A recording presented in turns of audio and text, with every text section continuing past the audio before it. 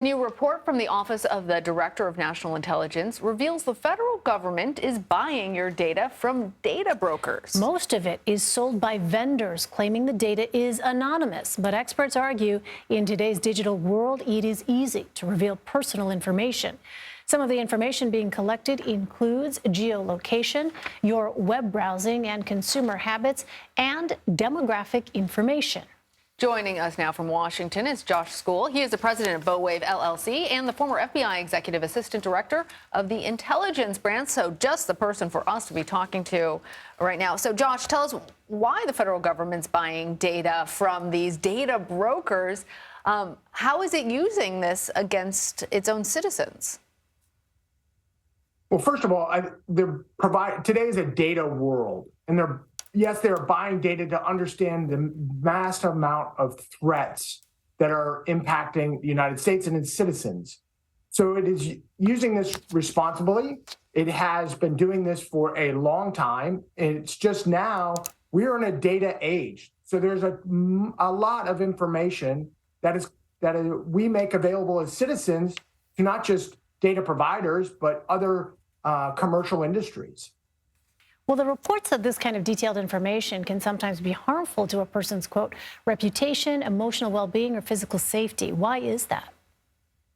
I think it said it potentially could do those things. Mm-hmm. I think if it was weaponized, as we have seen our adversaries do, it could really impact our citizenry.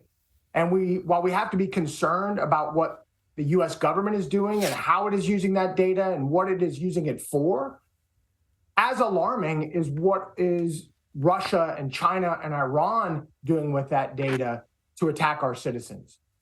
So it sounds like you're saying, Josh, that our government is doing this, but the bigger threat is potentially some of the other governments that could also have access to this information.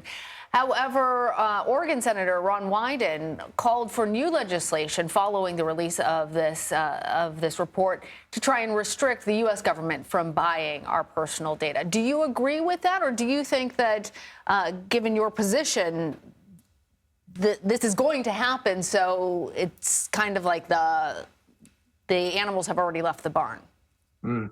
I don't think we should resolve ourselves that there shouldn't be additional policies or oversight or reviews done by Congress and others. But I also don't want people to think that these reviews aren't constantly underway and that the government is just willy-nilly collecting data and using that in any manner it chooses. There are strict oversight proceedings. There are strict policies in place. Should they constantly be reviewed? Yes.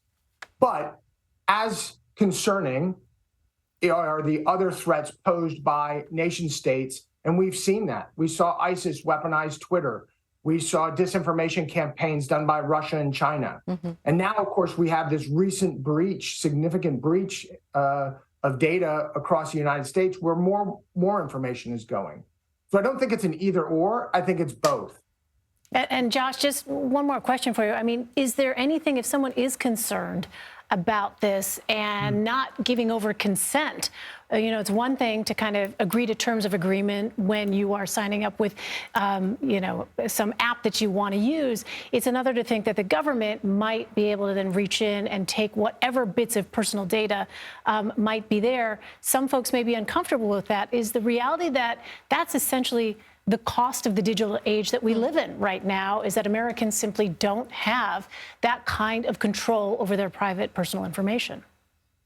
Well, I think they can do more. Everybody can do more to protect themselves. First of all, I don't always read fully the terms of agreement in an application I want. And you're sacrificing ease in some of those regards for giving up data. So I don't think we should just resolve ourselves to the government just is going to get it or third-party providers are just going to have it. There are some steps you can take. You can clear out your cookies. You can get a virtual private network, and you can ensure that you're not just signing up for things that you don't want your data out there. Mm-hmm. Yeah, clearly the onus seems to be on the individual in this case. Josh Skule, Josh, thanks so much for sharing your expertise with us. Thank you for having me.